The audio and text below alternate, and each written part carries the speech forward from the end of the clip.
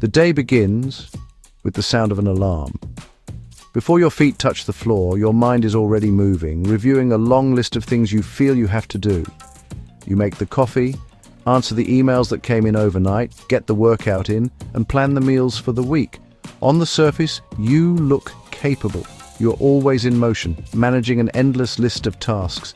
You meet deadlines, you show up for the people who need you, and you keep everything moving forward. But that sense of arrival you've been hoping for, that place of peace, always seems just out of reach. When the house finally goes quiet and there is nothing left on the list, what remains is a deep and quiet exhaustion, a hollow feeling of being disconnected from your own life, as if you are watching it from behind a pane of glass. You might smile, laugh, or accomplish things, but inside you feel emotionally muted, as if the color has been drained away. What if this feeling isn't a sign that you are broken?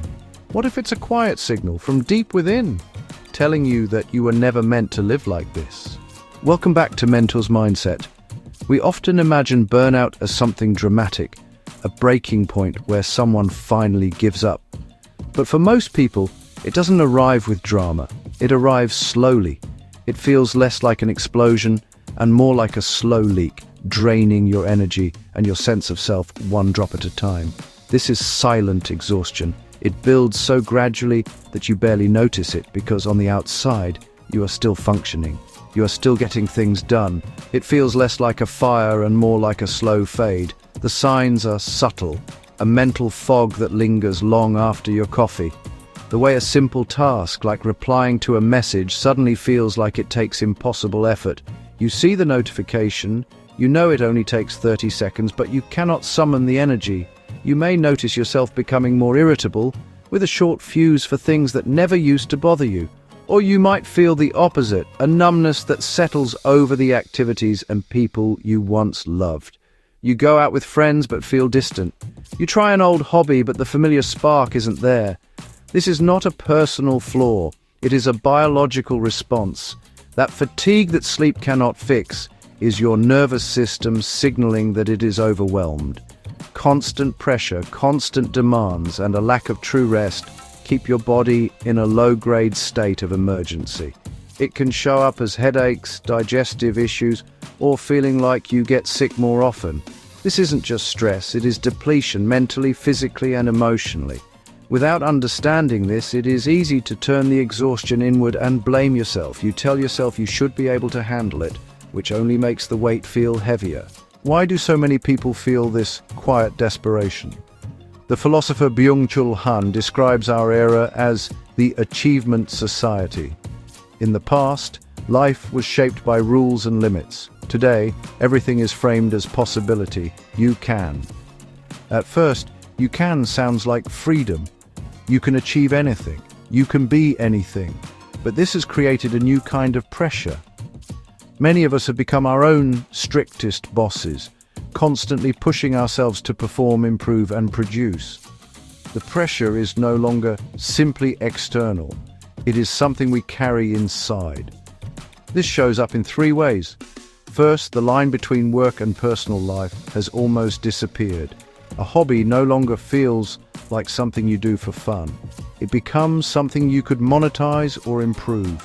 Rest is no longer rest. It is something you do so you can be more productive later. The pressure to always be on means your mind never truly settles. Second, we have lost what Bertrand Russell called true idleness. In 1932, he wrote that technology should have given us shorter workdays and more leisure. Instead, we fill the extra time with more work. We now believe everything must serve a purpose. We do very few things purely for joy. When was the last time you simply watched the world go by without reaching for your phone or thinking about your to-do list? Third, we live with constant digital noise. Notifications, emails, and social feeds pull at your attention throughout the day. Han calls this hyper-attention. Your focus is scattered across many demands at once. You try to read a book, but part of your mind listens for the next ping. This constant connectivity dissolves the boundary between work and rest. Instead of empowering us, it leaves us deeply tired. Together, these forces create a system almost designed to exhaust us. We are running a race where the main competitor is ourselves, and the finish line is depletion. If any of this feels familiar, if you recognize that deep and quiet exhaustion, you are not alone. Stay with me, because the way out is not to try harder or run faster. The way out begins when you give yourself permission to stop running altogether. The next steps will guide you back to yourself. The solution to this exhaustion is not found in another planner or productivity app. It is not about increasing efficiency. It is about turning inward and doing the quiet work of rebuilding your resilience. This journey is not about running faster. It is about stepping off the treadmill entirely. It begins with 3 internal shifts. The first is self-compassion and emotional awareness. When you feel exhausted, the default reaction is often self-criticism. You call yourself lazy or unmotivated. Self-compassion is the antidote. It means treating yourself the way you would treat a friend who is struggling. Your exhaustion is a message, not a flaw. Emotional regulation begins with noticing what you feel without judgment. When overwhelm rises, pause and acknowledge it. You can say to yourself, "I'm overwhelmed right now. There is tightness in my chest," and that is okay. Allowing the feeling to exist without fighting it breaks the cycle of stress and self-blame. The second shift is redefining productivity and embracing activities that serve no purpose except joy. We must actively resist the idea that every moment must be optimized. True leisure is not recovery for more work. It is something done for its own sake. Take a walk without tracking it. Enjoy a hobby without planning to improve it. Sit outside and simply listen to the world. Hans suggests that boredom, the kind we avoid by constantly checking our phones, is essential for creativity and inner rest. The third shift is rebuilding boundaries. Boundaries are not walls. They are a way of protecting your energy. Digital boundaries matter. Turn off work notifications after a certain time. Put your phone in another room. Have a set end to your day. Most importantly, learn to say no.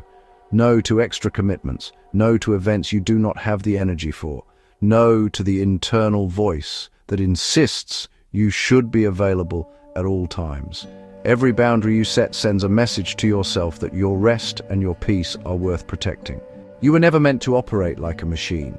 You were not designed to be endlessly productive, constantly available, or always improving. The quiet exhaustion so many of us carry is not a personal failing. It is a completely human response to a way of living that asks too much. Your exhaustion is not the enemy, it is a call to action. It is an invitation to slow down and finally listen to what your body and mind have been trying to say. Begin the work of healing gently. Reclaiming your right to rest, to be imperfect, and to disconnect is not easy in a world that pushes you to do the opposite. But every small act of self-compassion, every boundary you set, and every moment of simple, useless joy is a step back toward the person you were always meant to be. It is a quiet return to yourself, and it is the most important work you will ever do. Thanks for watching. Looking forward to next week as we delve into another mindset topic. Like, share, and subscribe.